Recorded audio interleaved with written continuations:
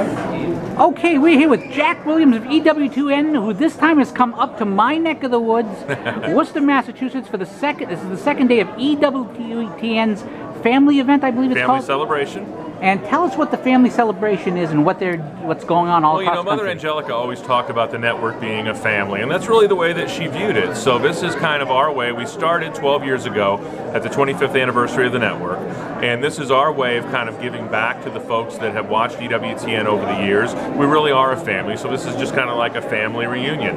You know, I can give you two really quick stories, just what have happened here today.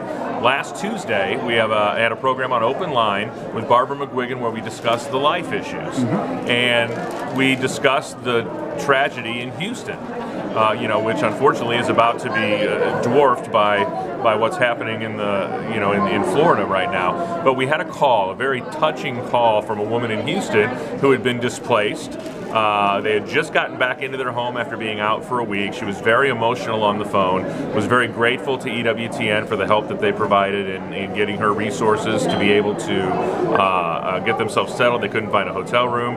Everything worked out. It was just a touching story, and she came up to me here at the family celebration. They had planned to come from Houston to Worcester before all of this happened, and they kept their plans and came up and said hello to us as part of our family. And I got a letter from a 13-year-old young girl in northern Massachusetts, lives on a farm.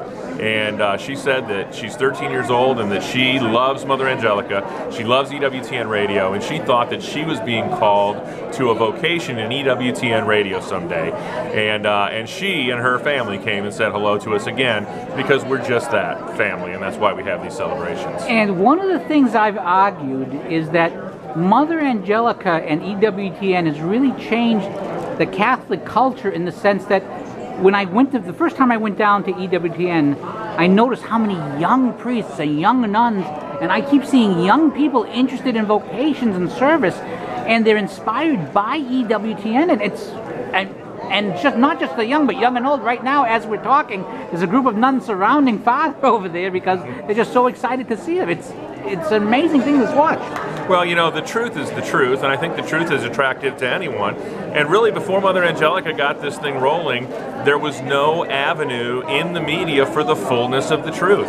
If you didn't walk through the doors of a Catholic church in America before 1981, you were hard-pressed to see anything that would tell you anything about the faith. And she changed all of that forever when she launched the network. And the other thing about EWTN is it's one of the best catechizing tools.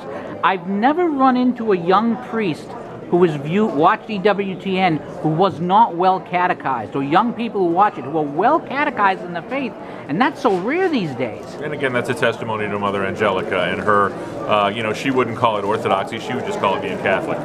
And, her formation, we've all benefited from, and she wouldn't allow anything on the network that wasn't in line with Holy Mother Church, and that's why you get these sorts of results. Now, obviously, as you see, the crowd, people are treating everybody here like rock stars. Where's the next stop? I'm not sure that I'm at liberty to disclose that. I know where the next stop is. Let's just say I can't give you specifics, but after the events of this coming today and tomorrow, we'll see if the next stop is still standing. I'll leave it at that. So that'll give you a general idea of where it might be.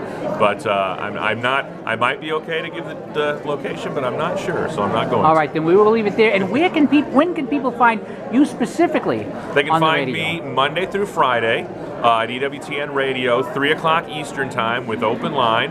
We have a different host every day. John Martinoni on Mondays talking scriptural apologetics. Barbara McGuigan on Tuesdays talking the life issues.